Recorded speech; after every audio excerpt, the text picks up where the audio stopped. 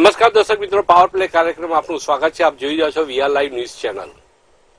2019નું વર્ષ પૂરું થયું અને 2020ના વર્ષનું પહેલો સૂરજ પૂર્વ દિશામાં ઉગ્યો અને પ્રભાત થયું ત્યાં સુધી કોઈને કલ્પના પણ નહોતી કે 2020માં એમને એક એવો વાયરસ જોવા મળશે કે જે વાયરસ માત્ર દેશ કે એક શહેર કે એક દેશ કે એક ખંડની નહીં પરંતુ દુનિયા આખાની નીંદ હરામ કરી નાખશે. કોરોના શબ્દ ઘણા લોકોએ પહેલી વખત સાંભળ્યો હતો. હું તો માનું છું કે કદાચ કેટલાય મેડિકલ સાયન્સ સાથે જોડાયેલા લોકો માટે પણ આ શબ્દ નવો છે. હજુ એ નક્કી નથી થયું કે આ કોરોના વાયરસ એ કયા પ્રકારનો છે, માનવ સર્જિત છે, બાયોટેકનો એક હથિયાર છે કે નેચરલ વાયરસ છે. કેમ કે સિન્થેટિક વાયરસ હોવાની વાત ક્યારેક ઇઝરાયલના સૂત્રો દ્વારા મીડિયામાં પ્રસરતી રહે છે અને જાત જાતની વાતો બહાર આવતી જાય છે. ચાઇનાથી શરૂ થયેલો આ વાયરસ તેને યુરોપ, અમેરિકા સહિત કેટલાય દેશોને ભરડામાં લીધો છે. ઘણી બધી ભ્રામક માન્યતાઓ પણ કોરોનાને લીધે કારણના મુદ્દા ઉપર ફરી રહી છે. સોશિયલ મીડિયા એનું માધ્યમ બન્યું છે. કોરોના કરતાં પણ એને લગતી અફવાઓ બહુ ઝડપથી પ્રસરી રહી છે. કોરોના કદાચ એની આગળ એટલી ગતિએ નથી પ્રસરી રહ્યો. કે પહેલા એક એવી વાત આવી હતી કે જે લોકો માંસ મચ્છી ખાય છે એના લોકોને કોરોના આસાની થઈ જાય છે. પછી વાત એવી આવી કે કોરોના થવા માટે ચોક્કસ સિમ્ટમ્સ છે, એ પણ ખંડન થયું. કેટલાક દર્દીઓમાં તો એ સિમ્ટમ્સ પણ ન જોવા મળ્યા.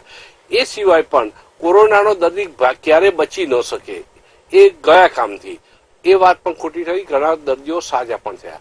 અને ભારત તો તબીબી ક્ષેત્રે હંમેશા દેશ અને દુનિયાને, સમગ્ર દુનિયાને ગાઈડ કરતું રહે છે. ચરક સંહિતાથી મળીને ઘણા બધા શાસ્ત્રો આપણી પાસે જે પડ્યા છે એમાં ક્યાંક કોઈને કલ્પના પણ નહોતી. જ્યારે એઇડ્સ શબ્દ જ ન હતો ત્યારે એઇડ્સની બીમારીઓના ઈલાજ આપણા શાસ્ત્રોમાં પડેલા હતા. એટલે આપણા શાસ્ત્રો, આપણા અભ્યાસુ લોકોએ ખૂબ કામ કરેલું છે.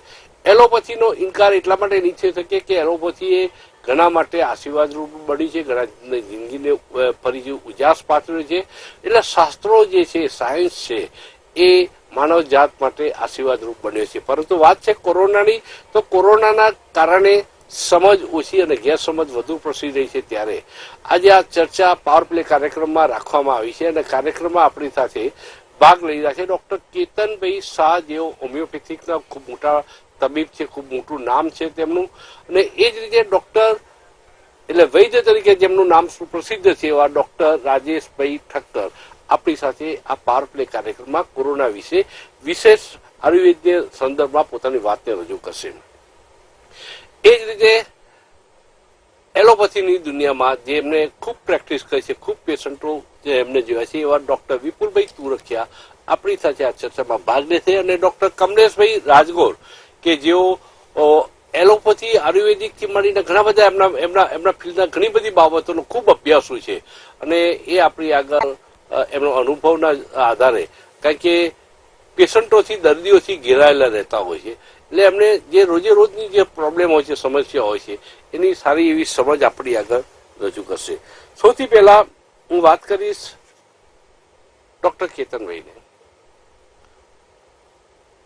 હોમિયોપેથીનું જે શાસ્ત્ર છે એમાં ક્યારેય આ પહેલા કોરોનાનો કોઈ ઉલ્લેખ છે ખરો? અને છે તો એમાં આપણે હા કે નામ જ પછી આગળ વાત એ કરી છે કે કોરોના ન થાય, પહેલા તો થાય પછી તો ઈલાજની વાત તો કરીશું, ન થાય એ માટે કઈ કઈ તકેદારી લોકોએ કોમન મેને રાખવાની જરૂર છે? કોરોના વાયરસનો તો કોઈ ઉલ્લેખ નથી ડાયરેક્ટ, પણ હોમિયોપેથી કે સિમ્ટમ્સ બેઝ સાયન્સ છે. એમાં જે વાયરસના લક્ષણો છે એ વાયરસના લક્ષણોની સારવાર ચોક્કસ છે. હવે ખાસ તકેદારીની વાત થઈ તો તકેદારી સૌથી વધારે આપણે જાણીએ છીએ કે આ વાયરસ કોન્ટેક્ટના માધ્યમથી ફેલાય છે. એટલા માટે તમારે જ્યાં ત્યાં સ્પર્શ ના કરવો જોઈએ, અને જો તમે સ્પર્શ કર્યો છે તો તમારે ફ્રિકવન્ટલી હેન્ડવોશ કરવા જોઈએ. આપણે જ્યારે નવી ગાડી શીખતા હોઈએ તો ગાડીની પાછળ લખ્યું હોય છે કે 10 ફૂટ દૂર રહો. એવી જ રીતે હું અહીં તમને એ જણાવવા માંગુ છું કે કોઈ એક વ્યક્તિને શરદી ખાંસી થઈ છે, એ ખાંસે છે, તો તમારે એનાથી ઓછામાં ઓછું 3 ફૂટ દૂર રહેવું જોઈએ. કારણ કે એના દ્વારા જે ફેલાય છે વાયરસ, એ તમારા શરીરમાં એન્ટર થઈને તમને જેનો ઇન્ક્યુબેશન પીરિયડ 1 થી 15 દિવસ છે, એટલે 4-5 દિવસમાં એના સિમ્ટમ્સ તમને આવતા હોય છે. જી કોરોનાનો લક્ષણોને રિલેટેડ હોમિયોપેથિકમાં ઉલ્લેખ છે અને એના ઉપચારની વાતો પણ અંદર હશે, પણ ન થાય એ માટેના જે આપણે કીધું કે આટલી તકેદારી કમસે કમ લોકોએ રાખવી જોઈએ. 1.15 કરોડની જનતાનો આ દેશ, પ્રેક્ટિકલી શક્ય કેટલું, પડકાર કેટલો મોટો છે આપણી દ્રષ્ટિએ? બહુ મોટો પડકાર છે, કારણ કે જેમ આ વાયરસ સ્પર્શથી કે કોન્ટેક્ટથી સ્પ્રેડ થાય છે, આપણે જ્યાં પણ જોઈએ ત્યાં ઘણા મોટા મોટા શહેરો છે, આજે ગામડાઓ તૂટીને શહેરો થઈ રહ્યા છે. તમે એક બોમ્બેની લોકલ ટ્રેન જુઓ તો પણ કેટલા બધા લોકો એક સાથે હોય છે. એ રીતે ગીચતાના કારણે અહીં આગળ એની ફેલાવાની શક્યતા ખૂબ જ વધી રહી છે. પરંતુ સામે આપણે એ પણ એડવાન્ટેજ છે કે આપણા દેશનું જે વાતાવરણ છે, હજી નો ડાઉટ એટલું પુરવાર નથી થયું, પરંતુ એવું માનવામાં આવે છે કે જે અહીંનું ગરમીનું પ્રમાણ છે એ કદાચ આ વાયરસને થતો રોકશે. એ કદાચ આપણી એક સારી વાત છે. ડોક્ટર રાજેશભાઈ, આયુર્વેદમાં કોરોનાને રિલેટેડ ઉલ્લેખો ખરા કે આ પહેલી વખત નામ આવ્યું બહાર? કોરોના શબ્દ જે છે એ એકચ્યુઅલી ઇંગ્લિશ છે અને આયુર્વેદ આખું જે છે એ સંસ્કૃત ટેક્સ્ટ પર આધારિત છે, દેવનાગરી લિપિમાં લખાયેલું છે. એના લક્ષણો જે છે ને, તો હું બે વાત કરીશ એમાં. તમે જે હમણાં કેતનભાઈને વાત કરી ને, તો એમાં એક મને વસ્તુ યાદ આવે છે કે સુશ્રુત સંહિતા નામનો 2900 વર્ષ પહેલા એક ગ્રંથ લખાયો છે. એમાં એવું લખ્યું છે પ્રસંગાત ગાત્ર સંસ્પર્શાત સહભોજનાત, એવી રીતે કરી વસ્ત્ર માલ્યા અનુલેપનાત. એમાં એક શબ્દ આવે છે ગાત્રો સંસ્પર્શાત, બરાબર? એટલે ઇન્ફેક્શિયસ ડિસીઝનું 2900 વર્ષ પહેલા આયુર્વેદના ગ્રંથોમાં વર્ણન કર્યું છે કે એકબીજાના ગાત્રોનો સ્પર્શ કરવાથી, બસ સહભોજન કરવાથી, વસ્ત્ર માલ્યા અનુલેપનાથ, એકબીજાના વસ્ત્રો, માળા, ઘરેણા વગેરે એકબીજાને પહેરવાથી પણ એ ફેલાઈ શકે એવું થ્રેટનિંગ કે ઇન્ફેક્શનનું થ્રેટનિંગ સૌથી પહેલા દુનિયાને જે ભય બતાવ્યું તો એ પહેલા સુશ્રુતે બતાવ્યું. બીજી એક વાત કે જ્યાં પ્રસૂતા હોય ને, એટલે જયારે ઓપરેશન કરવાનું હોય તો ઉદરપાટનની પણ વિધિ આયુર્વેદના ગ્રંથોમાં લખી. તો ઓપરેશન થિયેટરની અંદર એમાં પણ એવું લખેલું છે. તો એર ફ્યુમિગેશન કર્યું છે કે આખો એક રૂમ હોય અને ત્યાં એ બાળક જે છે, ધારો કે કુદરતી પ્રસૂતિ નથી થતી તો એને બહાર કાઢવા માટેની જે એક સ્થળનું વર્ણન કર્યું છે ને, ઓપરેશન થિયેટર ટાઈપ, બરાબર? તો એ રક્ષાગાર જે કરવાનું છે ત્યાં પણ આની વાત આવે છે કે ઇન્ફેક્શન એવા સૂક્ષ્મ ભૂતો છે. ભૂત એટલે એવી રીતે લેવાનું, સૂક્ષ્મ જીવાણુઓ છે, વિષાણુઓ છે કે જેને જોઈ શકાતા નથી અને એ આની અંદર મનુષ્યની અંદર અનેક માર્ગોથી અંદર એન્ટર કરી શકે છે અને એના કારણે એનાથી બચવાનું છે. અને એ બચવાનું છે એટલે ધેટ ઇઝ ઇન્ફેક્શિયસ ડિસીઝ, બરાબર? નરાત નરહ સંક્રમતી, એક માણસમાંથી નરાત નરહ, એક માણસમાંથી બીજા માણસમાં ફેલાય એ એને સંક્રમણ જે કહેવાય છે. એ પહેલું એ વખતે હતું. વિમાન સ્થાન નામનો બીજો એક ચેપ્ટર છે, એમાં 3જા અધ્યાયમાં જનપદોધ્વંસ છે, આખા સમૂહનો ઉલ્લેખ, જનસમૂહનો નાશ કરે એવા ગંભીર રોગોનું પણ ઉત્પન્ન થતો હોય એનું વર્ણન કરેલું છે. તો હું એવું માનું છું કે આ બધા છે. અને બીજું એક જે એના અઘરા રોગોનું જે વર્ણન કર્યું છે એમાં સન્નિપાતિક કફ દોષનું પ્રાધાન્ય વાળો જે સન્નિપાતિક જ્વર આવે છે, એકચ્યુઅલી આ જ્વર છે એટલે જ્વરના ચેપ્ટરમાં એનો ઉલ્લેખ જોવા મળે છે. તો એની અંદર એનું જે ગંભીરતાના લક્ષણો છે કે કેટલાક સમય સુધી ઇન્ફેક્શન લાગે અને પછી સીધું એ ગંભીર પરિસ્થિતિમાં લઈ જાય અને ન્યુમોનિયા જેવી કન્ડિશન થઈ અને લંગ્સ ફેલ્યોરથી માંડી મલ્ટિપલ ઓર્ગન ફેલ્યોર થાય અને છેવટે મૃત્યુનું કારણ પણ બની શકે. તો આના વિશેનું જે છે આયુર્વેદની અંદર બહુ જ એનો ઉલ્લેખ, કોરિલેશન જો કરવાની કોશિશ કરીએ તો જાણવા મળી શકે અને એનાથી બચવાના કેટલીક ગાઈડલાઈન ને એના ઉપાયો પણ બતાવવામાં આવેલા છે. ડોક્ટર વિપુલભાઈ, એલોપેથીનું પ્રેક્ટિસ આપ કરી રહ્યા છો ત્યારે એક ડોક્ટરની નાતે લોકોએ શું કરવું અને શું ના કરવું, આ બે સલાહો આપવાની હોય છે. સામાન્ય રીતે આવો પ્રકારનો વાયરસ જયારે ફેલાતો હોય ત્યારે કમસે કમ આટલું કરજો અને આટલું ન કરજો, તો એ રીતે તમે ઉપયોગી થાય, લોકોને ઉપયોગી થાય એવી શું સલાહ આપી શકો?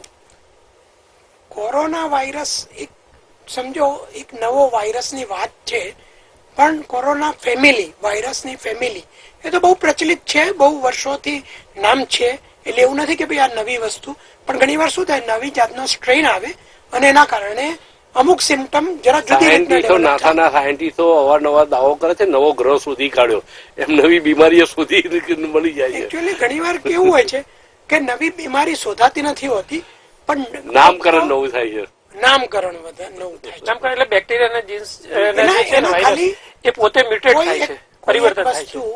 નું મ્યુટેશન જે થાય, એ મ્યુટેશન થાય.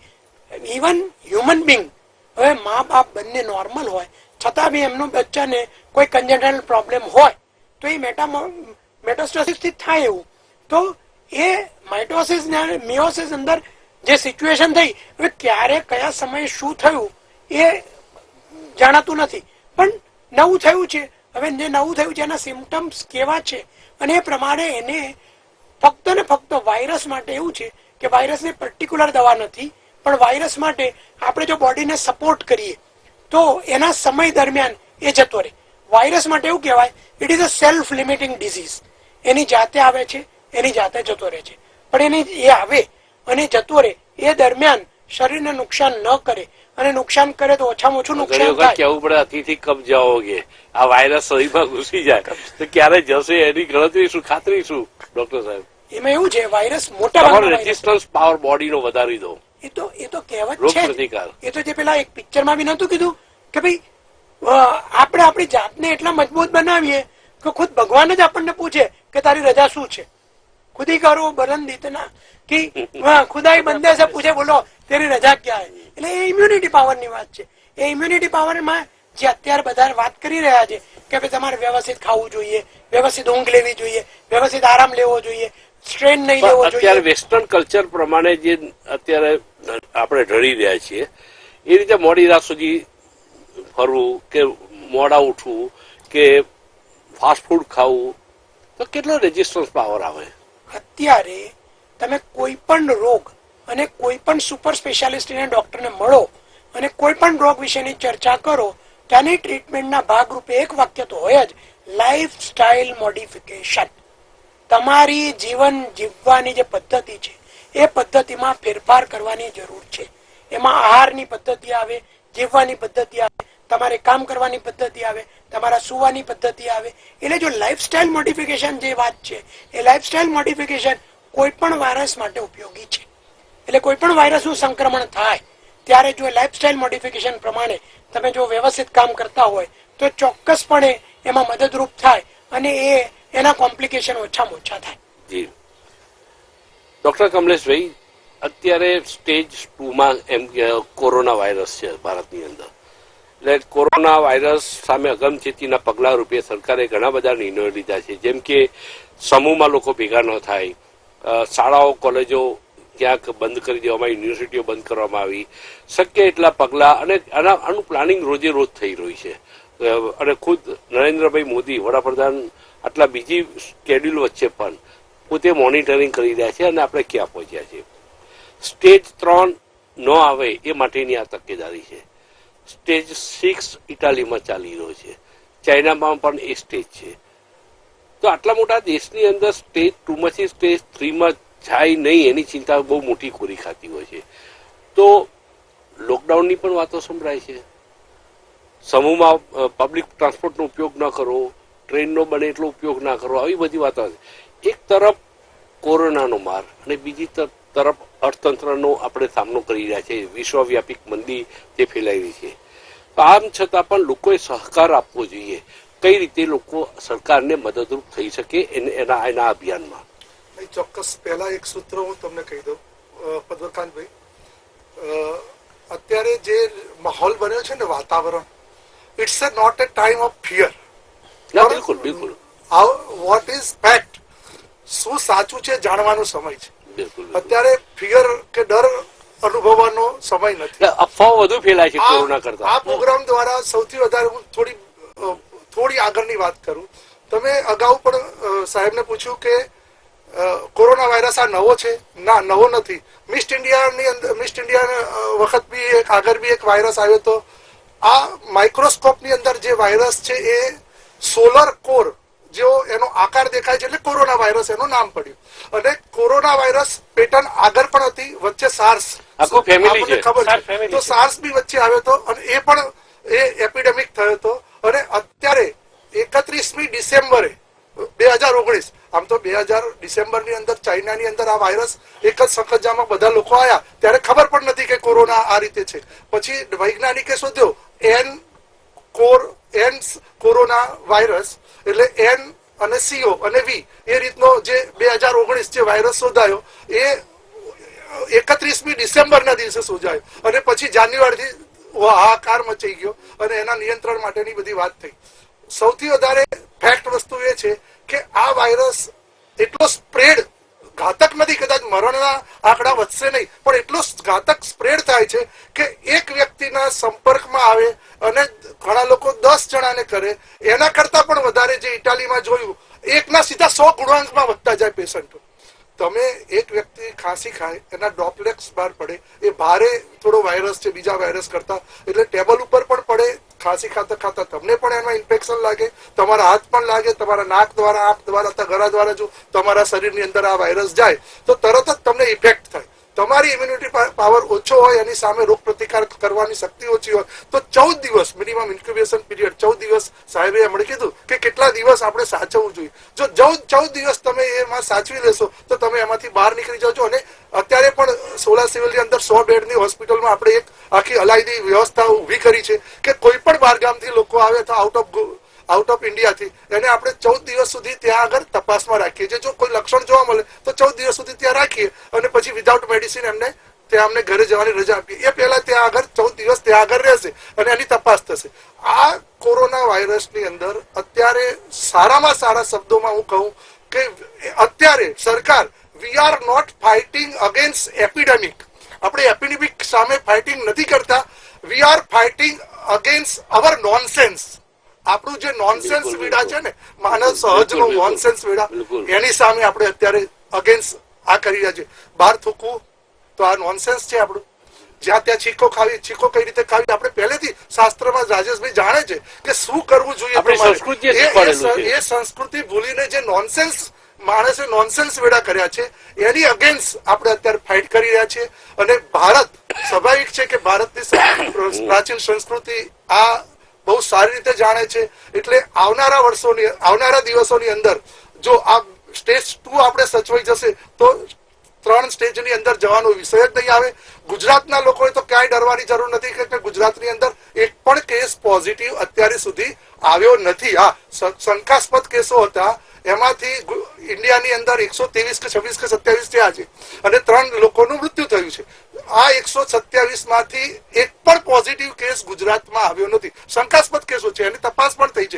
સ્વર થ્રોટ અને નો થ્રોટ સાહેબને ખબર છે કોરોનાનો વાયરસ અફેક્ટેડ છે કે નહીં એ માટેની લેબોરેટરીઓ ગુજરાતમાં કેટલી છે અને કેટલા સમયમાં રિપોર્ટ આવતો? નહીં, ચોક્કસ. એને જેમ સ્વાઇન ફ્લુ શરૂ થયો અને સ્વાઇન ફ્લુના જે રીતે તપાસ કરવામાં આવતી હતી એમ આ બી કોરોનાની અંદર નાના જે સિમ્ટમ્સ વાઇઝ ખબર પડે તો એક્સરે અને બ્લડ ટેસ્ટની સાથે સોર થ્રોટ અને એના જે આપણે જે સ્વોપ કરીને જે ટેસ્ટ કરવામાં આવે છે એના ટેસ્ટ કર્યા પછી તરત જ, અત્યારે તો પહેલા તો 24 કલાક હતી, એના કરતા પણ ઓછા સમયમાં અત્યારે રિપોર્ટ મળી જાય છે. અને પોઝિટિવ આવે તો શું કરવું અને નેગેટિવ આવે તો શું કરવું એની આખી ગાઈડલાઇન્સ WHO પ્રમાણે જે આપી છે એ રીતે આપણે આ ગુજરાતની સરકાર એનું પાલન કરી રહી છે. ગઈકાલે જે હેલ્થ સેન્ટ્રલ ગવર્મેન્ટના જે હેલ્થ અધિકારી હતા એમને કીધું હતું ને કે અત્યાર સુધી 1 લાખ લોકોના ટેસ્ટિંગ થયા છે અને એમાં 10 લાખ કીટ તૈયાર છે. 52 લેબોરેટરી છે આખા ભારતમાં. એટલે 52 લેબોરેટરીમાં 10 લાખ કીટ તૈયાર રાખેલી છે અને 1 લાખ થયા છે. એટલે એ લોકોની તૈયારી, એમના કહેવા પ્રમાણે એવું હતું કે અમે પૂરતી તૈયારી રાખી છે અને હજી બીજું કરી રહ્યા છીએ તૈયારી. બિનજરૂરી દહેશત જે રીતે ફેલાય છે, ડોક્ટર કેતનભાઈ, હોમિયોપેથિકમાં આ કોરોના વાયરસ જેવા લક્ષણો ધરાવતા બીજા વાયરસનો જે ઉલ્લેખ હોય એ પેરેલલ એક આખું ફેમિલી છે, આપણે સમજી શકીએ છીએ. પણ એની સામે જો માની લો કે જેમ કે કેન્સર આપણને પહેલા સ્ટેજમાં ખબર પડે તો ક્યોર છે, બીજા સ્ટેજમાં ખબર પડે તો પણ એમાં ચાન્સીસ છે, પણ લાસ્ટ સ્ટેજમાં ખબર પડે તો આપણા પાસે ચાન્સીસ મર્યાદિત છે. એમ કોરોના વાયરસથી અફેક્ટેડ માણસ છે અને એને ઇન્ફેક્શન છે એની ખબર કેટલા સમયમાં પડવી જરૂરી છે અને એની તપાસ કેટલી સમયમાં થઈ ગઈ અને હોમિયોપેથિક એમાં શું આપણને મદદ કરી શકે? જેમ આપણે કોરોનાના બીજા વાયરસની વાત થઈ, એના ફેમિલીના જે સાર્સ કરીને હતો વાયરસ, એ 2003માં આવ્યો. એ વાયરસ એટલા માટે આટલો બધો જાહેર નથી કારણ કે એમાં ડેથના રેટ વધારે હતો, પરંતુ જે સ્પીડે એ સ્પ્રેડ થાય છે એ સ્પીડ એની બહુ જ ઓછી હતી. એટલે એક જ જગ્યાએ એ સંકલિત રહ્યો. પછી એ સિવાય મર્સ આવ્યો, એ પણ એમાં પણ ઘણો હાહાકાર થયેલો. પરંતુ આ વાયરસમાં ડેથના રેટ ઘણા ઓછા છે. તમે કહી શકો 3% થી પણ એના રેટ ઓછા છે, પરંતુ એ સ્પ્રેડ બહુ જલ્દી થઈ જાય છે. અને સિમ્ટમ્સ બધા જ કોમન સિમ્ટમ્સ છે કે કોઈને ખાંસી, ડ્રાય કફ, શ્વાસ બિલકુલ, લેવામાં બિલકુલ, તકલીફ, બિલકુલ. ગળામાં તકલીફ થઈ શકે અને ઘણા કેસમાં Temperature. આગળ જતા ટેમ્પરેચર અથવા તો ડાયરિયા કેવા લક્ષણો થઈ શકે. એટલે કોઈ પણ માણસને જયારે આ લક્ષણો થાય ત્યારે એક સાદો ફ્લૂ જ સમજે અને એ કંઈક પણ દવા ના લે અથવા ઘરેલું દવા લે, પરંતુ એ પીરિયડમાં એ વ્યક્તિ જયારે બહાર જાય હળવાશથી છે, નહીં લેવું જોઈએ. હા, હળવાશથી નહીં લઈ જવું, અથવા તો તમને આવા કોઈ પણ સિમ્ટમ્સ દેખાય તો બેસ્ટ એ છે કે તમે આઇસોલેટેડ થઈ જાઓ, તમે બહાર જવાનું ટાળો, તમે રૂમમાં જ રહો અને તમારા ડોક્ટરને કન્સલ્ટ કરો. જ્યારે તમે બહાર જાઓ છો ત્યારે તમે એના સ્પ્રેડ વધારે કરતા હો છો. અને આવા સમયે હોમિયોપેથિકમાં એક ઇમ્યુનિટી વધારવા, જેમ ઇમ્યુનિટીની વાત થઈ, આપણે ડરીએ છીએ ત્યારે પણ આપણી ઇમ્યુનિટી ઘણી ડાઉન થઈ જતી હોય છે, આપણો રેઝિસ્ટન્સ પાવર ડાઉન થઈ જતો હોય. એટલે તમે જે બહુ જ સરસ વાત કરી કે કોરોના કરતા એની અફવાઓ કે એની વાતો કે ખરાબ ખોટા ન્યૂઝ બહુ ઝડપી ફેલાય છે. એટલે જ્યારે પણ તમારી ઇમ્યુનિટી ઓછી થાય છે ત્યારે તમને કોઈ પણ રોગ લાગુ પડી જતો હોય છે. આવા સમયે હોમિયોપેથિકમાં જે આયુષ મંત્રાલય છે એ લોકોએ પણ એક CCRH કરીને એનું સેન્ટર છે, રિસર્ચ સેન્ટર. અમે બધા જ લક્ષણોને સ્ટડી કરીને એક કોમન મેડિસિનનું નામ જાહેર કર્યું છે, આર્સેનિક આલ્બ. આર્સેનિક આલ્બ 30 પાવરમાં દવા અમે રોજ સવારે 3 ગોળી 3 દિવસ સુધી ભૂખ્યા પેટે આપતા હોઈએ છીએ. એનાથી જેમ વેક્સિન જે કામ કરે છે કે તમારી બોડીની ઇમ્યુનિટી વધારવાનું, એ જ કામ અમારી આ દવા કરતું હોય છે. તો આ છે હોમિયોપેથિકમાં પ્રિવેન્ટિવ લેવાની વાત થઈ. જેમ તમે કીધું છીંક ખાવાની પણ આપણને, જેમ રાજગોર સાહેબે કીધું, ખરેખર છીંક છે ને આપણે એલ્બો ઉપર ખાવી જોઈએ. આ રીતે આપણે હાથ ઉપર ખાઈશું તો હાથ ક્યાંક ને ક્યાંક થશે. એટલે બેસ્ટ જે છીંક ખાવાની મેથડ છે એ એલ્બો ઉપર આપણે ખાવી જોઈએ, અથવા તો ટીશ્યુ પેપર ઉપર. પણ એ ટીશ્યુ પેપરનો પણ સારી જગ્યાએ નિકાલ થવો જોઈએ, નહીં તો એ ટીશ્યુ પેપરમાંથી પણ વાયરસ સ્પ્રેડ થવાના ચાન્સીસ રહેતા હોય છે. એને બંધ કોઈ બકેટમાં કે કોઈ બંધ ડબ્બામાં એને ડિસ્પોઝ કરવું જોઈએ. નહીં કે જેમ રાજગોર સાહેબે કીધું કે રોડ ઉપર આપણે થૂકીએ છીએ અથવા આપણે માસ્ક પહેરીને પણ ગમે ત્યાં નાખી દેતા હોઈએ છીએ. બીજી માસ્કની પણ એક વાત કરી લઉં કે અત્યારે માસ્કની બહુ અછત સર્જાઈ છે. ખરેખર માસ્ક કોઈએ પહેરવાની જરૂર જ નથી. કોને પહેરવાની જરૂર છે? કે જે ખરેખર જેને તકલીફ થઈ છે, જે રોગી છે, જેને ખાંસી કે શરદીના સિમ્ટમ્સ દેખાઈ રહ્યા છે, એને માસ્ક પહેરવાની જરૂર છે, નહીં કે બધા લોકોએ માસ્ક પહેરીને ફરવાની. અથવા તો જે એ બહુ અગત્યનો સબ્જેક્ટ છે. હા, અને લોકો સમજ્યા વિના જાણે એક ફેશન થઈ ગઈ હોય એ જાતની અત્યારે સ્થિતિ છે.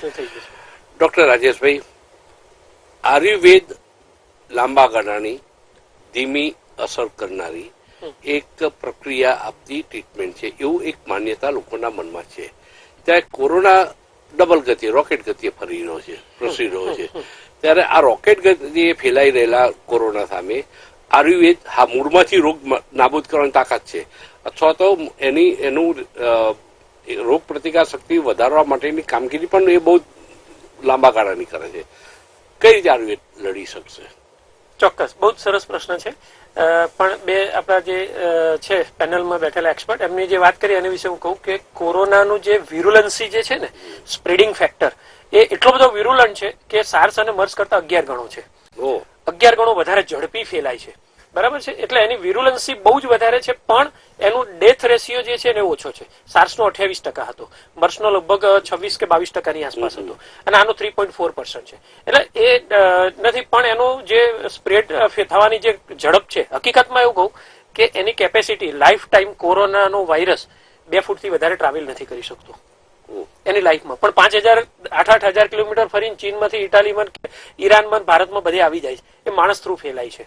બરાબર છે? એટલે હા, એ 2 ફૂટ છે, પણ એ માણસની સાથે ફરીને 5,000 કિલોમીટર સુધી યાત્રા કરી લે છે. એક આ તો વાત થઈ આપણે. મહત્વની વાત તમે જે આયુર્વેદની કરીએ કે આયુર્વેદ એવું કહે છે કે ઇમ્યુનિટીને વધારવી જોઈએ. ઇમ્યુનિટી 2 પ્રકારની હોય છે, એમાં યુક્તિકૃત અને બીજી એક સહજ હોય. સહજ એટલે માતા પિતા ઝડપ છે. હા, હું એ વાત આવું છું, હું એ જ વાત કરું તમને કે સહજ એટલે માતા પિતા તરફથી મળતી હોય, ને આપણે યુક્તિ એટલે પોતાના ઉપાયોથી એને અજમાવવાની છે. એટલે ઇમ્યુનિટીને વધારવાની. જેમ કેતનભાઈએ હોમિયોપેથિક દવાની વાત કરી, તો હું પહેલા ઇમ્યુનિટીની થોડીક વાત કરું. એમાં લીમડા ઉપર ચડેલી ગળો હોય, જેને સંસ્કૃતમાં ગુડુચી કહેવામાં આવે છે. તો એ ગુડુચી જે છે ને સારામાં સારું ઇમ્યુન બુસ્ટર છે, અને એ બહુ જ ઝડપથી રિઝલ્ટ આપે છે. એટલે ઇન્ફેક્શનથી બચવાનું છે. બરાબર? તો ઇન્ફેક્શનથી બચશો તો 1 કે 2 દિવસની અંદર જ તમારી ઇમ્યુન સિસ્ટમ શરૂ થઈ જાય છે. હકીકતમાં એવું છે કે તમે જે કીધું ને, આયુર્વેદ કેટલું ફાસ્ટ કે વેક્સિનની પણ ઇફેક્ટ 3 મહિના લાગે છે. જો હું ખોટો ના હોઉં તો ડોક્ટર સાહેબ કે એની વેક્સિન થી ઇમ્યુન થવામાં, એ વાયરસ કે બેક્ટેરિયાથી ઇમ્યુન થવામાં 3 મહિનાનો સમય લાગે.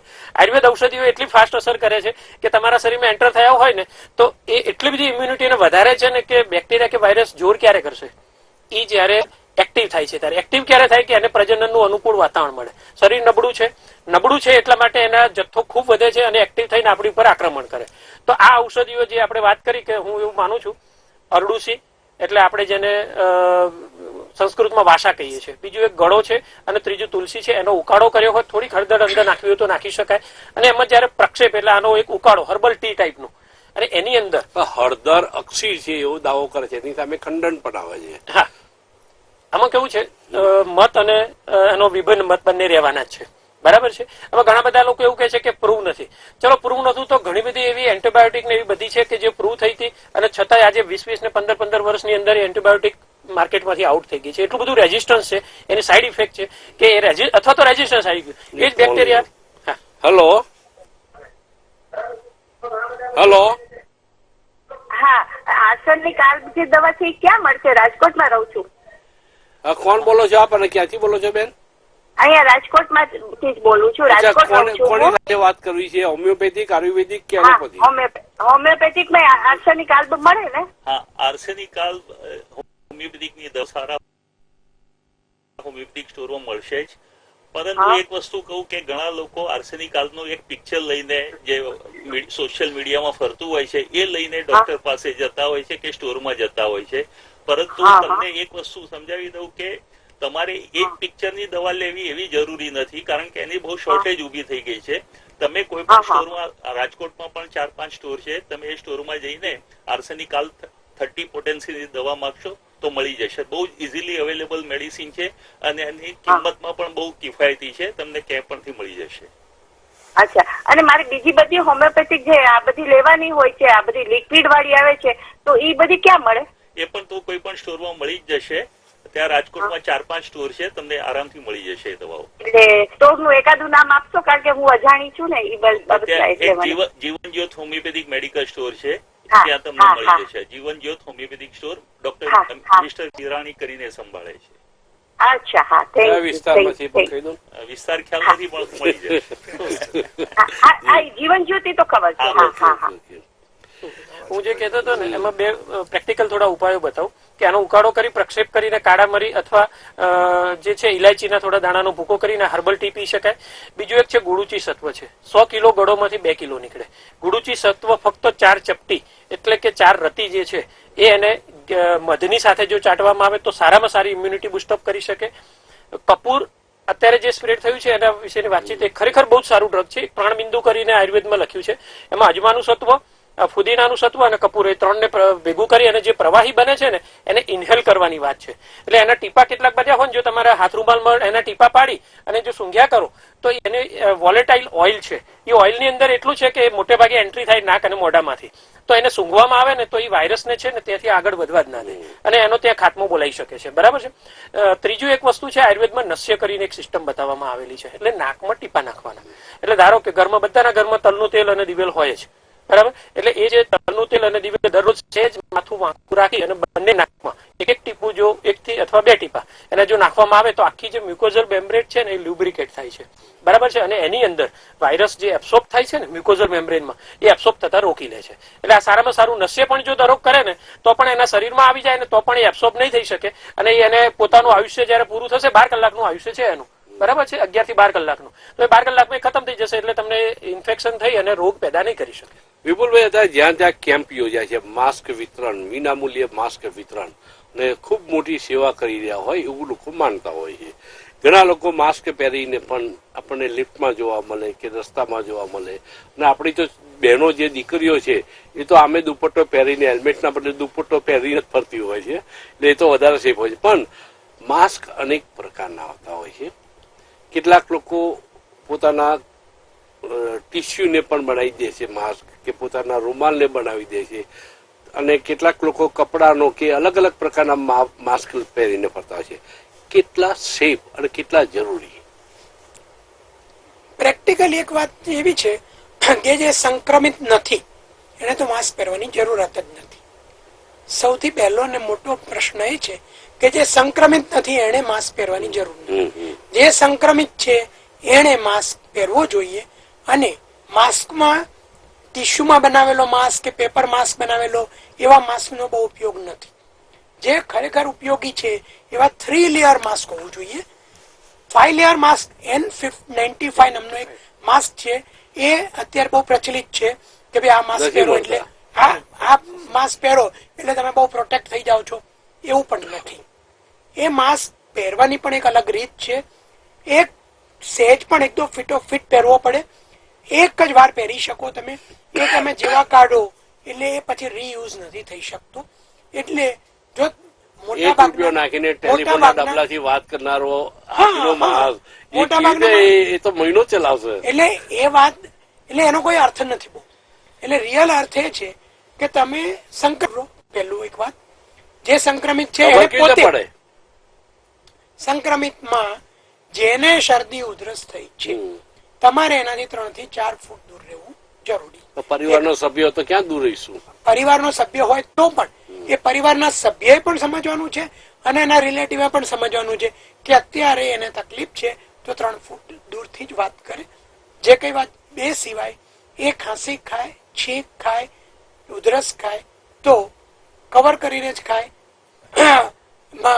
કેતનભાઈએ જેમ વાત કરી કે કોણી ઉપર રાખીને આવી રીતે ખાવી જોઈએ, બીજું બરાબર વાત છે, પણ ભૂલથી, કારણ કે રૂટીન આદત છે, આપણે આમ કરીને હાથ આમ રાખી અને ખાંસી ખાતા હોઈએ છીએ અથવા તો છેક ખાતા હોય. માનો કે થઈ ગયું, પણ થઈ ગયા પછી જો તમને ખબર છે કે આ ખોટું છે તો હાથ ધોઈ નાખો. તમે ઇમિડિયેટલી હાથ ધોઈ નાખો એટલે હાથ ફરી બીજે ક્યાંય અટેચ થાય તો પ્રોબ્લેમ નથી થતો. હવે આમાં શું થાય છે, આપણી બેદરકારી, કમલેશભાઈએ જે વાત કરી કે ન્યુસન્સ, હું શબ્દ એ નહીં વાપરું પણ હું નોનસેન્સ, હું એ શબ્દ નહીં વાપરું પણ હું એવું કહીશ કે કદાચ આ થોડી સ્વચ્છંદતા ઉપર જતું રહે છે. સ્વતંત્રતાના બદલે સ્વચ્છંદતા ઉપર જતું રહે છે.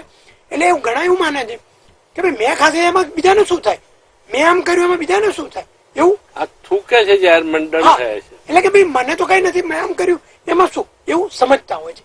પણ દરેક વ્યક્તિ એટલું સમજવું જોઈએ કે તમે અહીંયા એકલા નથી રહેતા, આ સમાજની વચ્ચે રહો છો. એટલે એને એની સમજ પોતાના માટે અને બીજા માટે પણ સમજીને, અહીં થૂકવું નહીં, ત્યાં પાણી પીચ કરી ખાસ વાગે, એટલે હવે લખવું પડે કે અહીં થૂકશો તો કોરોના થવાનો ભય છે, તો બંધ થઈ જાય, સોશિયલ એટિકેટ આવી જાય ઓટોમેટિક. એટલે આવું થોડુંક સમજણ પૂર્વક. અને અત્યારે આપણે ચર્ચા જયારે કરી રહ્યા છીએ, તમારી પેનલમાં હોમિયોપેથિક ડોક્ટર છે, આયુર્વેદિક ડોક્ટર છે અને એલોપેથિક ડોક્ટર છે. અત્યારે નવું એક વાત છે, એટલી બધી ઓલ્ટરનેટિવ મેડિસિન્સ છે, ઢગલાબંધ એવું કે ભાઈ આ 3 જ પથ્ય છે એવું કઈ નથી, ઘણી બધી અલગ અલગ બીજી પથ્યો છે. એટલે એક નવું નામ અત્યારે ફ્રેમ થયું છે, હોલિસ્ટિક અપ્રોચ. હોલિસ્ટિક અપ્રોચ એટલે harmony of all type of. Baba Ramdev તો દેખાતા જ નથી જ્યાંથી કોરોના આવ્યો છે ત્યારથી. ના બાબા રામદેવ બોલતા જ નથી. ના બાબા રામદેવ નું હમણાં એપિસોડ થયા છે. હા એમના હમણાં વચ્ચે જતા નથી ને, આજ તક ઉપર ચાલતા. કોરોનાના દર્દીઓની વચ્ચે જઈને શીખવાડવું જોઈએ, એ નહીં જાય. સાહેબજી એ તો પત્રકારો ક્યાં જાય છે એટલે ઇન્ટરવ્યુ લેવા? સાહેબ તમે જે ખુરશીમાં બેઠા છો ને ત્યાં વુહાન થી આવેલો ગુજરાતી વિદ્યાર્થી એને બેસાડીને મેં ઇન્ટરવ્યુ કર્યો હતો, વેરી મચ. અને ત્યાં જે ખુરશી પર તમે બેઠા છો. એટલે એક જ અપવાદ હશે. એટલે એ હાર્મની ઓફ ઓલ ધી પથીસ. અને એટલું જ નહીં, વુહાનમાં ફસાયેલા ગુજરાતી વિદ્યાર્થીઓને અહીંથી કોન્ટેક્ટ કરીને અમે એની સાથે લાઈવ ચર્ચા કરી હતી, અને એના મા બાપ ગાંધીનગર રહેતા હતા, એમને વિનંતી કરી. આજે ફિલિપાઇન્સના છોકરાઓને બી આ દશા છે આજે. બિલકુલ બિલકુલ. હું કહું ને આયુર્વેદના ફિઝિશિયન તરીકે કે કોઈ પણ ગુજરાતમાં કે ક્યાંય પણ જો કોરોના હશે ઇન્ફેક્ટેડ તો હું મારી જાતની સેવા આપવા સૌથી પહેલો હોઈશું. બરાબર છે, કેમ કે મને ખબર છે કે મેં મારી ઇમ્યુનિટીને વધારેલી છે. અમે તો ઇન્ટરવ્યુ લઈ ચુક્યા છીએ. એટલે ગમે ત્યારે થશે તો હું કોરોનામાં માની લો કે જરૂર પડે છે તો એઝ એ ડોક્ટર તરીકે મારા વૈદના આત્મા હોવાના કારણે કે હું હંમેશા સેવા આપવા હાજર રહીશ. એમાં બીજી બધી વસ્તુને ધ્યાનમાં લીધા વગર એને હું ક્યાં ઉપયોગી થઈ શકું, જીવન બચાવવામાં ક્યાંક નિમિત્ત બની શકાય તો એમાં હું હંમેશા હાજર રહીશ. જી, એટલે વિપુલભાઈ, માસ્ક, એની ઉપયોગિતા અને એને વાપરવાની પદ્ધતિ, આ બંને બાબતોની સમજ હોવી જરૂરી છે. બિલકુલ હોવી જરૂરી છે. એટલે કદાચ કઈ ન કરો, એવું કે મેડિકલ ફિલ્ડમાં ઇન્ટરવેન્શન અને નોન ઇન્ટરવેન્શન બંનેનું મહત્વ છે. જ્યાં તમારે ઇન્ટરવેન્શન નથી કરવાનું ત્યાં પણ જો ઇફ યુ ઇન્ટરવીન તો પણ પ્રોબ્લેમ થાય છે, અને જ્યાં ઇન્ટરવીન કરવાનું છે ત્યાં ઇન્ટરવીન નથી કરતા તો પણ પ્રોબ્લેમ છે. એટલે તમને એ માર્ગદર્શક હોવું જોઈએ કે ભાઈ ક્યારે ઇન્ટરવીન કરવું છે, ક્યારે નથી કરવું. આ બહુ મહત્વનું છે. કમલેશભાઈ, જે અલગ અલગ સોશિયલ મીડિયામાં માન્યતા એટલે કોરોના કરતા એને લગતી ગેરસમજો અને અફવાઓ સૌથી વધુ પ્રસારિત થઈ રહી છે, એ તમે પણ જો જાણતા હશો કે જાત જાતના લોકો પોતે તુક્કાઓ સોશિયલ મીડિયા પર બતાવવા રહ્યા છે. કેટલાક બાબતોમાં ક્યાંક દમ પણ હશે, પણ એ પ્રૂવ ન થઈ હોય. એક વાત એવી પ્રસરી રહી છે કે ભારત જેવા દેશમાં 35 ડિગ્રી તાપમાન પડે, તાપ પડતો હોય કે 40 ડિગ્રી, તો કોરોના ડેવલપ ન થઈ શકે, બહુ ટકી ન શકે. આમાં તથ્ય કેટલું? ચોક્કસ. પહેલા હું થોડી નાની વાત કરું. તુરખિયા સાહેબ જે વાત કરતા હતા, અત્યારે સીઝન ચેન્જ થાય છે. ઠંડી તરફથી અત્યારે ઠંડી ઓછી થાય છે અને ગરમી શરૂ થાય છે. આ સીઝન ચેન્જ થાય એટલે રાજેશભાઈ કીધું એમ અમારી ઋતુચર્યા એટલે ઋતુ સંધિનો કાળ હોય ત્યારે ખાંસી, શરદી, સોર થ્રોટ અને માઇલ્ડ વાયરલ ફીવર જે હોય એ વધારે પ્રમાણમાં જોવા મળતા હોય છે. હવે વસ્તુ સ્થિતિ શું થાય છે, તમે જેમ કીધું માસ્ક નહીં, સૌથી વધારે અત્યારે પ્રોબ્લેમ હોય તો અમે લોકો જનરલ પ્રેક્ટિશનર જે ડોક્ટરો કરતા હોય છે એમાં 50 સવારે સાંજે 50 પેશન્ટો આવે અથવા 10-15 પેશન્ટો અમારે ત્યાં એડમિટ હોય. એમાં ખાંસી, શરદી વાળા અને બ્રોન્કાઇટિસ અથવા ન્યુમોનિયા વાળા પેશન્ટ હોય. સૌથી વધારે પ્રોબ્લેમ તુરેખિયા સાહેબ એ છે કે એને જોવા માટે લોકો વધારે આવે છે, એને તપાસ કરવા માટે. એને બીમાર હોય તો એને આપણે ખબર કાઢવા જતા હોઈએ કોઈ પણ. આપણે એક ટ્રેન્ડ છે કે ખબર કાઢવા જોઈએ, તો અમુક સમાજમાં તો ટોળે ટોળા એને ખબર કાઢવા આવે. જ્યારે તમને ખબર છે કે ખાંસી, શરદી વાળો પેશન્ટ તમારા ઘરમાં તમારો દીકરો અથવા તમારા ફાધર છે, તો પણ તમે એનાથી દૂર રહો, એનાથી ડિસ્ટન્સ બી રાખો. અને એવા ડોક્ટરને ત્યાં એડમિટ કર્યા હોય ત્યારે મોટા ભાગે ખબર કાઢવા ના જાઓ, અને દવા લેવા પણ જાઓ તો એક જ વ્યક્તિ એની જોડે જાય. કેમ કે અમારે ત્યાં બીજા પેશન્ટો જે બેઠા હોય એ તો ક્યાંક ઇફેક્ટેડ હશે, ઉપરથી પેલા લોકો દવા લેવા આવતા રોગ મટાડવાને બદલે રોગ લઈને જશે. એટલે આ આપના ચેનલના માધ્યમથી હું ખાસ કહેવા માંગુ છું, પણ જે પણ ડોક્ટર મિત્રોને ત્યાં તમે દવા લેવા જતા હોય ત્યાં આગળ બને તો એકલા જાઓ, બને તો વધારે તપાસ કરવા પણ ના જાઓ. જે હોસ્પિટલમાં જાઓ ત્યાં પણ તમે એવી હોસ્પિટલમાં તપાસ કરવા બ્રોન્કાઇટિસ થયો કે ન્યુમોનિયા થયો ત્યારે ન જાઓ. સાદી કદાચ તમે તપાસ કરવા પણ જશો ને તો કદાચ રોગના તપાસની તો વાત બાજુ પર રહી ગઈ, પણ તમે બીજો રોગ લઈને આવશો. એટલે આ સંક્રામક કાર્ય જયારે ચાલી રહ્યો છે ત્યારે હું આપને આ માધ્યમથી આ જ સલાહ આપવા માંગુ છું. વિષય વસ્તુ તમે બીજો પ્રશ્ન હતો તમારો આગળનો, તો એના અનુસંધાનમાં હું એટલું જ કહું, તાપ તો 27 ડિગ્રી થી ઉપર એવું કહેવાય છે, પરંતુ એવું ક્યાંય પ્રૂવ થયું નથી. સ્વાઇન ફ્લુ જયારે પહેલા આવ્યો તો ત્યારે સ્વાઇન ફ્લુમાં એવું કહેવામાં આવતું હતું, અમને તુરેખિયા સાહેબ અમે લોકો બહુ જ સાયન્ટિફિક મીટ કરેલી છે જોડે અને ચેનલ આખી ચાલે છે. ત્યારે એવું કહેવાતું હતું કે ભાઈ ઠંડી જતી જશે એટલે તમારે સ્વાઇન ફ્લુ મટી જશે. હવે તો શું થયું કે ઠંડી જેમ પણ પતી ગઈ એવી પેટર્ન એને બદલી નાખી. ગરમી શરૂ થઈ ત્યારે સ્વાઇન ફ્લુ શરૂ થયો. એટલે જે કોરોનાની પેટર્ન ચીનની અંદરથી નીકળીને બહાર નીકળ્યો હશે એ જ પેટર્ન સાથે ઇન્ડિયામાં આવશે. ડીડીડી ખાતા થઈ ગયા એ જ પેટર્ન અમદાવાદમાં આવશે અથવા તો ઇન્ડિયામાં આવશે અથવા ગુજરાતમાં આવશે. એ અત્યારે માનવાની જરૂર નથી. Prevention is better than cure. આપણે પ્રિવેન્ટ કરવું જ પડશે ગભરાયા વગર. જે પણ અહીંથી કીધું છે કે 14 દિવસના કાળની અંદર આપણે પ્રોટેક્ટ થઈએ. આવનારા 14 દિવસ આપણા માટે છેલ્લો જ. ગુજરાતમાં ધારો કે હજુ તો કોઈ પેશન્ટ નથી, ઇન્ડિયામાં જે પણ છેલ્લો પેશન્ટ આવે એ પેશન્ટ સાજો થઈ જાય અને એના 14 દિવસ, એના પછી બધા જ પેશન્ટ સાજા થઈ જાય એમ કેમ, અને પછી નવો કેસ ન મળે એવા 14 દિવસ નીકળી જાય તો ચોક્કસ ભારત કોરોના મુક્ત બની જશે. બિલકુલ. જીવનશૈલીની પણ તમે એક વાત કરી હતી કે કેટલીક નોનસેન્સ પ્રવૃત્તિ આપણામાં એક આદિ થઈ ગઈ છે. આપણે આપણી જીવન જીવવાની પદ્ધતિ, સાચી પદ્ધતિ ભૂલી ગયા છે. સૌથી આપણે હિન્દુ એ ધર્મ નથી પણ જીવન જીવવાની એક પદ્ધતિ છે. એ રીતે જૈનિઝમ પણ એક જીવન જીવવાની પદ્ધતિ છે. સાંજે સંધ્યાકાળ પહેલા, સૂરજ ડૂબે પહેલા જમી લેવું, એવું જૈન ધર્મ કે છે. આ જૈનિઝમની જીવન જીવવાની પદ્ધતિ અને હિન્દુ ધર્મ જીવન જીવવાની પદ્ધતિ આવા રોગો સામે પ્રતિકાર કરવા માટે ક્યાં આપણને મદદરૂપ થઈ છે? ચોક્કસ ખૂબ જ પ્રમાણમાં બહુ જ પ્રતિકાર કરવા માટે એકદમ કહેવાય ને રામબાણ ઇલાજ છે આ ઇલાજ છે ને. અને એવું કહું આયુર્વેદ એ માત્ર કદાચ ચિકિત્સા પદ્ધતિ હોઈ શકે, પરંતુ આપણી પ્રાચીન સંસ્કૃતિનું યોગશાસ્ત્ર એ ચિકિત્સા પદ્ધતિ જાણે જીવન જીવવાની શૈલી પણ છે. આયુર્વેદ શાસ્ત્ર છે એ રીતે જૈનિઝમ તો એ કહે છે કે એનું શાસ્ત્ર માત્ર ધર્મ નથી, આ ચિકિત્સા ઉકાળેલું છે પાણી પણ પીવું. ધર્મ નથી. ધર્મની સાથે એ આ તમે કેવી રીતે તમારી લાઈફસ્ટાઈલમાં જન્મ શરૂ થાય છે અને મૃત્યુ થાય છે ત્યાં સુધીની અંદર કેવી રીતે તમે શું આહાર વ્યવહાર અને વિહાર કરો છો એ બધી જ વસ્તુનો સમાવેશ થાય છે. આ બધા જ પ્રાચીન સંસ્કૃતિના અનુસરણ કરીને જો આપણી લાઈફ મોડિફિકેશન સ્ટાઇલ જે છે સુરખ્યા સાહેબ કીધું એ પહેલાના જમાનાની અંદર વહેલા ઉઠીને વહેલા સુવાથી માંડીને વાસી ન ખાવાનું, 6 વાગ્યા પછી નહીં ખાવાનું. એ ખાસ જો વાસી ખાવાથી અત્યારે એવું જ કહેવાય છે કાચો અડધો પકેલો ખોરાક ખાઓ તો એને ઇન્ફેક્શન થવાના ચાન્સીસ, એનિમલ અને એની સાથે સંસર્ગમાં વધારે રહો તો એને ઇન્ફેક્શન થવાના ચાન્સીસ વધારે છે. આવી બધી ગાઈડલાઇન્સ WHO બહાર પાડેલી છે. આ ઉપરાંત પણ આપણે જાણીએ જ છીએ આપણા ત્યાં આગળ મૂળ પ્રોબ્લેમ શું છે કે બધા જ લોકો આવી વસ્તુ જાણતા હોય છે છતાં પણ એ હું નોનસેન્સ એટલા માટે કહું છતાં પણ લોકો કરે છે. સારા PhD ડિગ્રી ધરાવતા હોય એવા લોકો પણ ક્યાંક મસાલો ખાઈને અથવા તો ખાંસી આવતી હોય તો મને ખાંસી આવી છે મેં મારી રીતે શું કર્યું એ પ્રોટેક્ટ નથી કરતા. એટલે ખાંસી, શરદી અને તાવ અને એવા લોકો પ્રોટેક્ટ કરે એના કરતા પણ અત્યારે કોરોનાનો એક પેશન્ટ જો બહાર ફરે ને એ જીવતા એટમ બોમ્બ સમાન છે. બજારમાં ફરતો રહે ને તો એ કેટલા લોકોને નુકસાન, એટમ બોમ્બની જેમ બોમ્બ ફાટે અને આતંકવાદી સમજ આપવા બોલાવવામાં આવ્યા છે આમંત્રિત કર્યા છે. ડરાવશો નહીં યાર. ટૂંકમાં ડરાવાનું મેં કીધું ને ફિયરનો સવાલ જ નથી. આપણે ફેક્ટ વસ્તુ એ છે સાવચેત રહેવું જોઈએ. સાવચેત રહેવું જોઈએ. ખાંસી ખાતા હોય ભલે આપણા અંગત વ્યક્તિ હોય એનાથી દૂર રહેવું જોઈએ. આપણે ખાંસી ખાતા હોઈએ તો આપણું ઇન્ફેક્શન બીજા કોઈને ન લાગે. આપણી છીંક ખાતા હોઈએ તો આપણને કોઈ બીજાના સંસર્ગમાં ના જઈએ. સરસ એના વાત માટે કહેવામાં હું આવું તકેદારી આપની પાસે.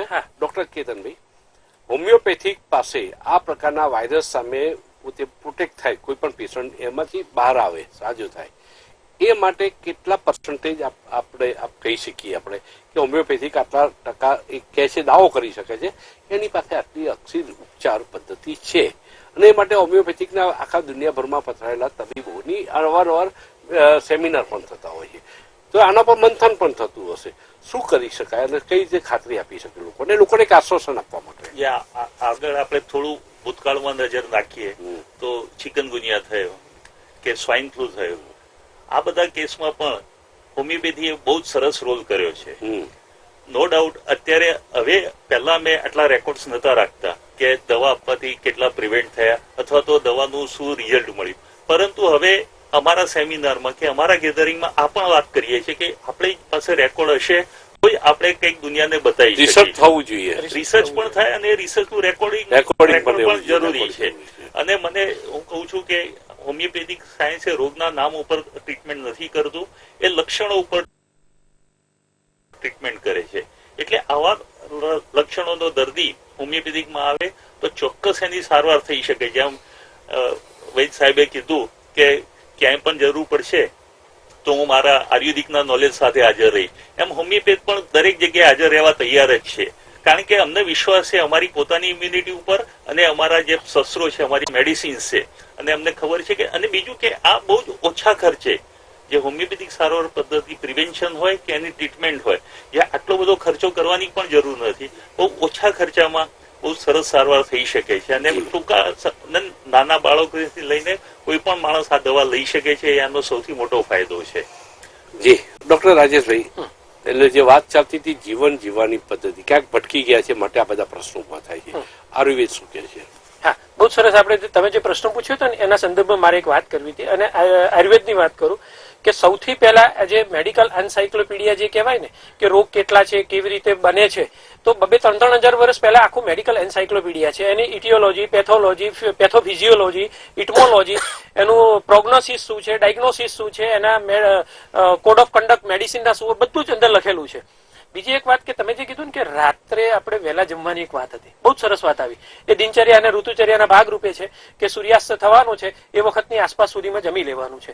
તો હમણાં એક મેં સરસ રિસર્ચ વાંચ્યું હતું, ADA એટલે અમેરિકન ડાયાબિટીક એસોસિએશન એક રિસર્ચ કર્યું અને બહુ બધા વર્ષોના રિસર્ચ પછી એક માહિતી બહાર આવી છે કે રાત્રે વહેલા સન સેટ થાય છે એ પહેલા જમી લેવું જોઈએ. તો એનું કારણ એવું કીધું છે કેતનભાઈ, બહુ જ ઇન્ટરેસ્ટિંગ છે કે પેન્ક્રિયાઝમાંથી જે ઇન્સ્યુલિન બને છે ને જે એ ઇન્સ્યુલિન ફક્ત સનલાઇટની હાજરીમાં જ બને છે, બરાબર છે. અને એની સનલાઇટની હાજરી ન હોય એટલે જેવો સૂર્યાસ્ત થઈ જાય છે એટલે પેન્ક્રિયાઝ જે છે ને એ ઇન્સ્યુલિનનું ઉત્પાદન કરતું બંધ કરી દે છે, બરાબર. એટલે કદાચ રિઝર્વ પડ્યું હોય ને, આપણે જે બાઇકમાં રિઝર્વ પેટ્રોલ આવી જાય, ગાડીમાં રિઝર્વ આવી જાય, પછી થોડું ઘણું ચાલી શકે, પચાવી શકો તમે, પણ નવું ન બને. એટલે તમે હેવી ખોરાક ખાઓ તો એ વખતે તમને તકલીફ થશે. એટલા માટે આપણે રાત્રે વહેલા જમી લેવું જોઈએ, જેથી કરીને સૂરજની હાજરીમાં સારા પાચક રસો જરશે તો આપણે કોઈ તકલીફ ન થઈ શકે. આપણા ગૃહમંત્રી અમિતભાઈ શાહને ડાયાબિટીસ છે, હા, અને મને એ કહેતા આનંદ એ થાય છે કે એમને એમનો ડાયાબિટીસ દવાઓનો ઉપચાર કરતા જીવન પદ્ધતિ બદલીને કંટ્રોલ કર્યો.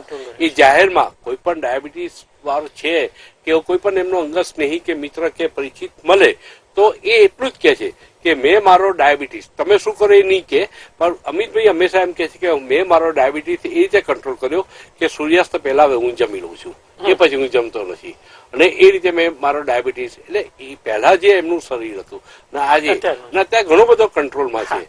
આ વાતનો તો હું પણ સાક્ષી છું, અને મેં પણ આ વાતને આ સમર્થનમાં ઘણી બધી, એટલે ઘણી આપણી બાબતો હોય ને આપણી સંસ્કૃતિમાં, એને જયારે સાયન્સની આપણે પેરામીટરમાં જયારે પ્રૂવ થઈને આવે ને ત્યારે આપણે એને ખબર પડતી હોય. બીજો એક છેલ્લો પોઈન્ટ કહી દઉં કે આમાં આયુર્વેદ અને એલોપેથી કે બીજા બધા હોય, આયુર્વેદની માન્યતા એવી છે કે અને બેક્ટેરિયા કે વાયરસ તમારા શરીરમાં એન્ટર થાય તો એને મારવા જેવું જરૂરી નથી.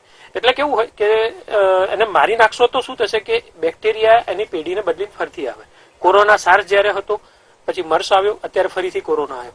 WHO એવું કહે છે કે 2050ની સાલમાં ઓછામાં ઓછી 60 રસી તમારે તૈયાર કરવી પડશે, અને એ પછીનો જે સમય એટલો બધો ખતરનાક હશે કે એટલા બધા ચારે બાજુથી વાયરસ અને બેક્ટેરિયા ઇમ્યુન થઈને નવી નવી પેઢી પ્રજનન કરશે કે જે 20 વર્ષે બદલાતું હતું ને 1-1, 1.5-2 વર્ષે બદલાશે. તો કેટલી એન્ટીબાયોટિક, કેટલી વેક્સિન કરશો? એટલા માટે સ્ટોપ એન્ટીબાયોટિક આપણે ત્યાં એના માટે 2017માં એનું કેમ્પેનિંગ ચલાવવામાં આવ્યું કે સ્ટોપ એન્ટીબાયોટિક. અને એ સમયે એટલું ફક્ત ને ફક્ત ઓપરેશનની કન્ડિશન હોય ત્યારે જ એન્ટીબાયોટિક વાપરવી, કેમ કે અત્યારે એ જ કોરોના જે છે ને એને એ સ્વાઇન ફ્લુ પોતે પેલા N1 હતો, H1N1 થઈ ગયો, H1N3 થઈ ગયો, પોતે મ્યુટેટ થઈ જાય છે, પોતે જાતને બદલી નાખે છે. એટલે એ જે આપણે શોધ્યું છે એ કામ નથી કરતું. તો આયુર્વેદ એવું કહે છે કે તમે ઇમ્યુનિટીને વધારો, અનુકૂળ વાતાવરણ નહીં મળે, બેક્ટેરિયા વાયરસનું પ્રજનન નહીં થાય, અને ઇમ્યુનિટી એટલી વધશે કે એના 12 કલાક 24 કલાક એક પણ બેક્ટેરિયા વાયરસ 36 કલાકથી વધારે જીવી શકતા નથી. વાયરસ લગભગ 32 ડિગ્રીથી વધારે, એટલે તાપ પડે ત્યારે એનું અસ્તિત્વ ખતમ થઈ જાય છે. તો આ કન્ડિશનની અંદર શું થશે, તમારા શરીરમાં આવે છે તો એને મારવા કરતા આપણે પ્રબળ થાવ. આપણે અત્યારે કેવું છે કે એક રૂમ છે, કિલો મજબૂત જોઈએ. હા, કિલો મજબૂત જોઈએ, એટલા માટે કે અત્યારે એસી આપણે છે કરી લીધું તો 12 ની 45 ડિગ્રી આપણે કામ કરતી નથી, નુકસાન કરતી નથી, કેમ કે આપણે આપણી જાતને સેફ કરી લીધી. એવી રીતે આયુર્વેદ એવું કહે છે કે ઇમ્યુનિટીને બુસ્ટઅપ કરો, અને હજારો એવી ઔષધિઓ છે કે જે આયુર્વેદમાં બુસ્ટઅપ કરી શકે છે. રેસ્પિરેટરીને ઇમ્યુન કરવાની. વિપુલભાઈ, એક વાત એડ કરવા માંગુ છું કે અત્યારે શું છે કે કોઈ પણ થોડો પણ તાવ આવે તો તરત સીધું તાવ ઉતારવાની દવા લઈ લેતા હોય છે. ઘણી વખતે તાવ પણ એક સારું પરિબળ, તાવ એ રોગ નથી, એ રોગનું લક્ષણ છે, આપણે સમજવું જોઈએ. અને કદાચ શરીરની ગરમીથી ઘણા બધા બેક્ટેરિયા કે વાયરસ કે એ પણ નાશ પામતા હોય છે. એટલે ઘણી વખતે આપણે બહુ જ સામાન્ય તાવમાં જેમ એન્ટીબાયોટિક લઈએ છીએ એમ તાવ ઉતારવાની પણ દવાઓ લઈ લેતા હોય, એ પણ આપણી ભૂલ છે. ડોક્ટર વિપુલભાઈ, જે વાત કરી રાજેશભાઈએ કે 2050 સુધીમાં આપણે ઘણી બધી રસીઓ શોધવી પડશે, કારણ કે ઘણા બધા પ્રકારના વાયરસ સ્વરૂપ રૂપ બદલીને આપણી સમક્ષ, માનવ જાત સમક્ષ એક પડકાર બનીને, જીવલેણ બનીને આવી શકે છે. WHO ની સાઇટમાં લખેલું છે. જી જી. પહેલા એમ કહેવાતું હતું કે નાડ પકડે એટલે ડોક્ટર પકડી દેતા કે કાને આ બીમારી છે. આજે કેવું મુશ્કેલ છે.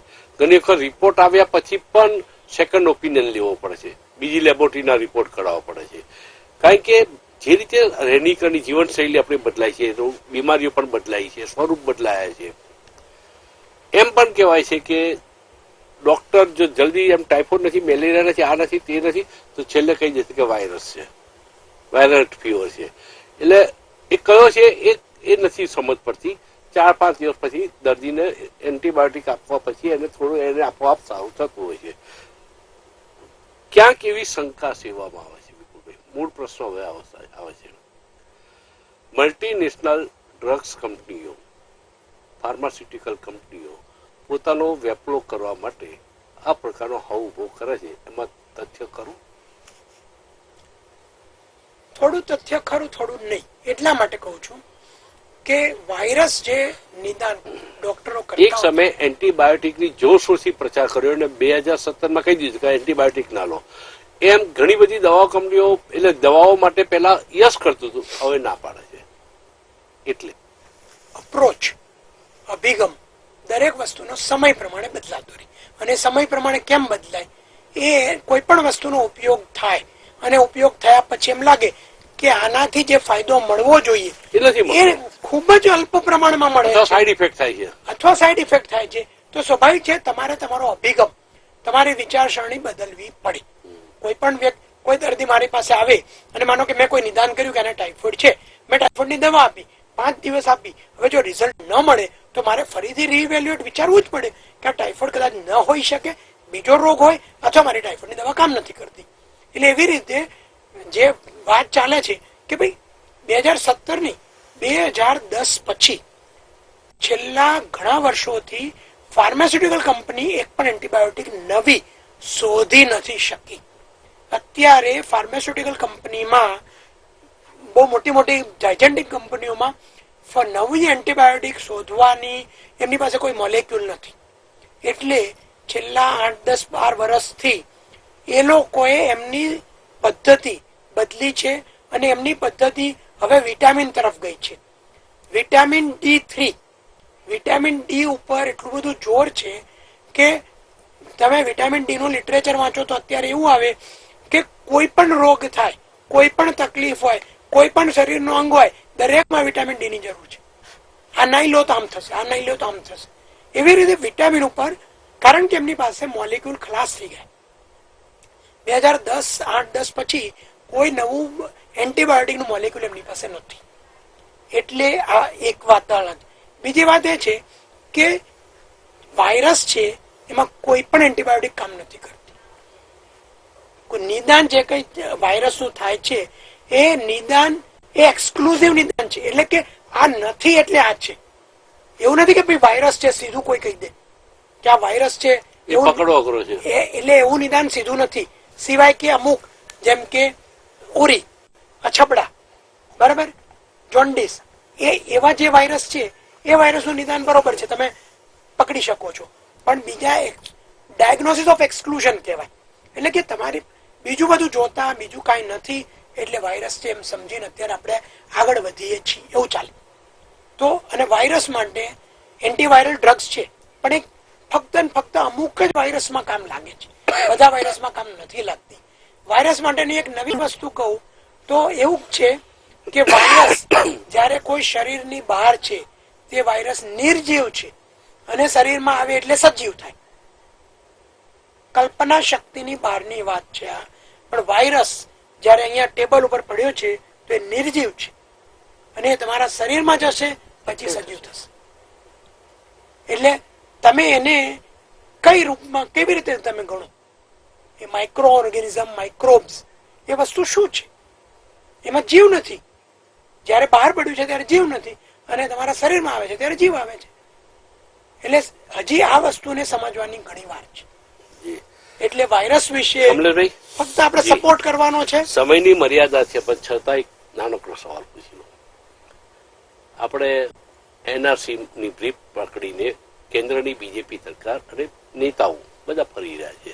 એનઆરસી જરૂરી છે, ભારતમાંથી કી જય, જે ના બોલે એનઆરસી ની સમર્થન ના આપે દેશદ્રોહી આપણે એમ કહીએ છીએ. અને બીજી બાજુ ઓસીઆર વાળા મૂળ ભારતીયો બીજા દેશનું નાગરિકત્વ લઈ ચૂકેલા લોકો માટે પણ મૂળ ભારતીય છે એમના માટે આપણે સરહદો સીલ કરી દીધી, એમને નો એન્ટ્રી. તો એ કદાચ વાયરસના કે કોરોનાના ડરથી ભારતમાં આશ્રય લેવા માટે, એના પરિવાર સાથે રહેવા માટે આવવા માંગતો હોય એના માટે દરવાજા બંધ કરો છો. એક બાજુ તમે એનઆરસી થી પાકિસ્તાન, બાંગ્લાદેશની સરહદો ખોલવાની વાત કરો છો. મેચ થતી નથી વાત. ચોક્કસ એ પહેલા એક વાત કરી દઉં. સાહેબે વિટામિનની વાત કરી. આ ચેનલના માધ્યમથી બહુ સારામાં સારી વાત જો આજે રજૂ થતી હોય તો એ છે કે કોરોના વાયરસની અંદર વિટામિન્સની વાત આવે તો vitamin she is the best drug. તમારે વિટામિન સી નું પ્રમાણ વધારે શરીરમાં લેવાનું. એનાથી વાયરસના જે કદાચ આયુર્વેદ દ્રષ્ટિએ, હોમિયોપેથી દ્રષ્ટિએ જે બી થતું હોય, પણ વિટામિન સી એ WHO ના ગાઈડલાઇન્સ પ્રમાણે પહેલું વિટામિન સી લખ્યું છે અને પછી ટ્રીટમેન્ટ લખી છે. આજે છેલ્લા અઠવાડિયાની અંદર કોરોના થયા પછીના પેશન્ટોને જે ટ્રીટમેન્ટ આપવામાં આવે છે એમાં 2 ડ્રગ, એન્ટી મેલેરિયલ અને એન્ટી HIV, જે આપણે ડ્રગ્સ આપીએ છીએ વાયરલ, એન્ટીવાયરલ, HIV નો, એનું કોમ્બિનેશન એમાં આપવામાં આવે છે. અને અત્યારે ધારો કે કહેવાય છે 100 પેશન્ટ સાજા થયા તો એ કંટ્રોલ કરવા માટેની આ મેડિસિન છે. અત્યાર સુધી જો સેકન્ડરી બધી દવાઓ હતી. ધારો કે કોઈને ખાંસી શરદી બહુ થઈ જાય અને રેસ્પિરેટરી ટ્રેક ફેલ્યોર થાય તો એને હાયર એન્ટીબાયોટિક આપીને જ્યાં સુધી વેન્ટિલેટર ઉપર આપવા હતા તો એકદમ શ્વાસ બી લેવાની SpO2 એકદમ ડાઉન થઈ જાય, સેચ્યુરેશન એકદમ ડાઉન થઈ જાય તો એને આપણે વેન્ટિલેટર ઉપર ચડાવી પણ બચાવતા હતા. પરંતુ આજે જ એવી ગાઈડલાઇન્સ બહાર પાડી છે કે આ બે દવાઓ આ કોરોના વાયરસની અંદર ઇફેક્ટિવ છે. કોરોનાની રસી પણ કદાચ ટૂંક જ સમયમાં 10-15 દિવસ, એટલે બહુ સારા સમાચારની અંદર આપણો આ કાર્યક્રમ થઈ રહ્યો છે. વસ્તુતથી રાજનીતિ માટે આ વિષય નથી. આ પ્રશ્ન એટલે આપણા મૂળ ભારતીયો કોઈ પણ દેશમાં હોય એમને આવવા દેવા જોઈએ, કારણ કે 15 દિવસનો ખેલ હોય છે. રાષ્ટ્રહિતમાં જે પણ નિર્ણયો લેવાની સત્તા આ પાર્ટી અથવા તો ભારતીય જનતા પાર્ટી અથવા તો આ સરકાર છે એ કરી રહી છે. આ માત્ર આ રાષ્ટ્ર માત્ર એક જ વ્યક્તિ અથવા એક જ હિન્દુ માટે રાષ્ટ્ર નથી. આ પેલું છે પેલું વૈસદ કુટુંબમ કેમ કે એ રાષ્ટ્ર છે. એટલે આ રાજનીતિ મારો નાનકડો સવાલ હતો, માર્ગદર્શન માંગ્યું હતું આપનું. માર્ગદર્શનનો કોઈ સવાલ જ પદ્મકાંતભાઈ, આપ સિનિયર મોસ્ટ પત્રકાર છો અને કદાચ આપના પત્રકારના વાત સાંભળીમાં કદાચ કાલે આ બીજી મીડિયા લોકો આનો મોટો ઇસ્યુ પણ બનાવશે. ના એ બનાવવા માટે નહીં, પણ આ કોરોના છે ને બહુ બદમાશ વાયરસ છે. કેમ કે બસ અને ટ્રેનમાં અત્યારે લાખો અને કરોડો લોકો મુસાફરી કરે છે, એને કોરોનાનો ડર નથી. પણ એટલે કાશ્મીર છે, કેરાલા છે, કોલકાતા છે, એ આપણે બાજુ પર રાખીએ. ક રાશિ વાળા ઘણા બધા નડ્યા છે, એ પણ આપણે પણ જવા દઈએ. પણ ફ્લાઇટમાં સખત ડર છે કોરોનાનો. હાઈકોર્ટ ને સુપ્રીમ કોર્ટ ને કોરોનાનો ડર છે. નીચલી કોર્ટમાં હજારો લાખો પક્ષકારો આવે છે, એમને ડર નથી.